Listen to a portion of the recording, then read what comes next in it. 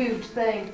And this group has been working like a team, talking like a team, and it's due to you and it's due to Peter coming here and helping us, and I just can't tell you how grateful we are.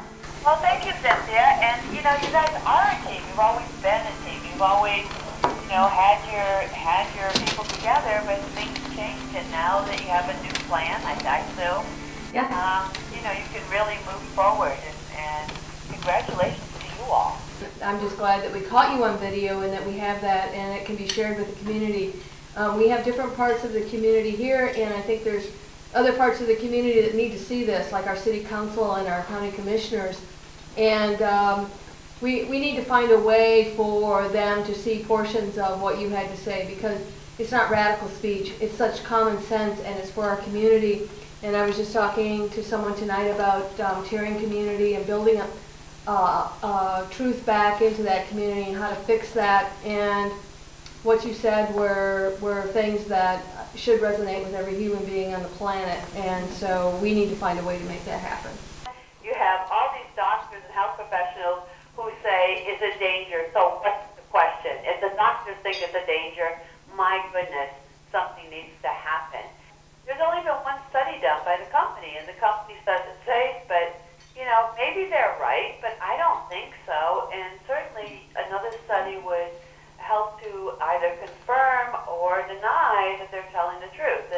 And I think that's really an important piece. So much ammunition there to use, that you guys could really lead this charge in a way that is realistic, which is honest, which is not stretching the truth, that's not radical. It's like, we have, you know, hundreds of professionals who say it's not safe, and the only one who says it is safe is a company. So let's check and see. You know, the 200 medical professionals coming out and saying, you know, that this is a bad thing, he says that's just totally huge.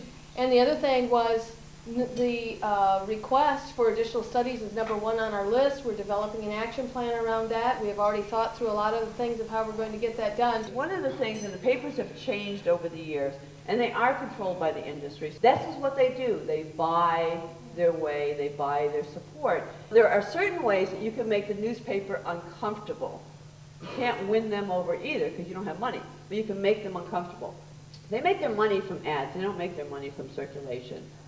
So you go to the grocery store and you ask the grocery store person to call the newspaper and tell them to stop being so biased about their reporting. Look in your newspaper and who's putting regular ads in. And then have people go to that place and say, look, I just spent 50 bucks here or 100 bucks here, and I'm really angry at the newspaper. You put an ad in it. We want you to write this letter. Here's a model letter. And what it's saying is we want fair and balanced reporting. I want to say why we're here.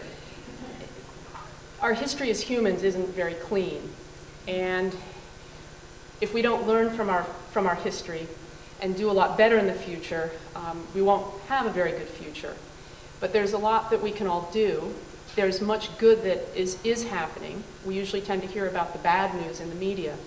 But there's a lot of good, a lot to be hopeful for, but it's up to us. I can tell you that I just spent 2 days with these folks, and they are energized, and they are expanding their membership and expanding their leadership, and bringing more and more people coming into this struggle as we speak. And I think you're going to see a lot more energy out of this organization and a lot more faces involved with these organizations over the next 2-3 months.